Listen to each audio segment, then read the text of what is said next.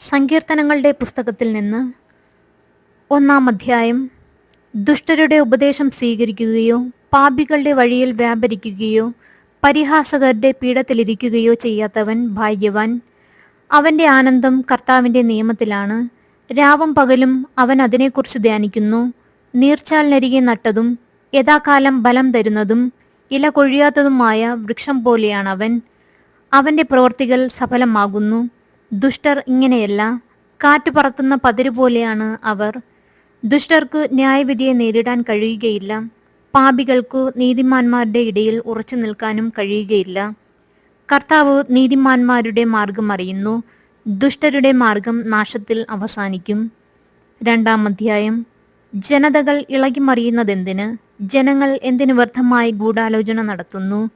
കർത്താവിനും അവിടുത്തെ അഭിഷിക്തനും എതിരെ ഭൂമിയിലെ രാജാക്കന്മാർ അണിനിരക്കുന്നു.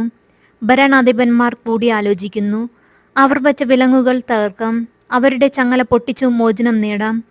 സ്വർഗത്തിലിരിക്കുന്നവൻ അത് കേട്ടു ചിരിക്കുന്നു. കർത്താവ് അവരെ പരിഹസിക്കുന്നു.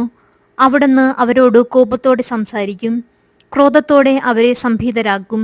എൻ്റെ വിശുദ്ധ പർവ്വതമായ സിയോനിൽ ഞാനാണ് എൻ്റെ രാജാവിനെ വാഴ്ചതെന്ന് അവിടുന്ന് അരുളി ചെയ്യും. കർത്താവിൻ്റെ കൽപ്പന ഞാൻ വിളംബരം ചെയ്യും. അവിടുന്ന് എന്നോട് അരുളി ചെയ്തു, നീ എൻ്റെ പുത്രനാണ്, ഇന്ന് ഞാൻ നിനക്ക് ജന്മം നൽകി. എന്നോട് ചോദിച്ചു കൊള്ളുക, ഞാൻ നിനക്ക് ജനതകളെ അവകാശമായി തരും. ഭൂമിയുടെ അതിരുകൾ നിനക്ക് അധീനമാകും. ഇരുമ്പ് ദണ്ടുകൊണ്ട് നീ അവരെ തകർക്കും, മൺപാത്രത്തെ എന്ന പോലെ നീ അവരെ അടിച്ചുടയ്ക്കും. രാജാക്കന്മാരെ, വിവേകമുള്ളവരായിരിക്കുവിൻ. ഭൂമിയുടെ അധിപന്മാരെ സൂക്ഷിച്ചു കൊള്ളുവിൻ. ഭയത്തോടെ കർത്താവിന് ശുശ്രൂഷ ചെയ്യുവിൻ.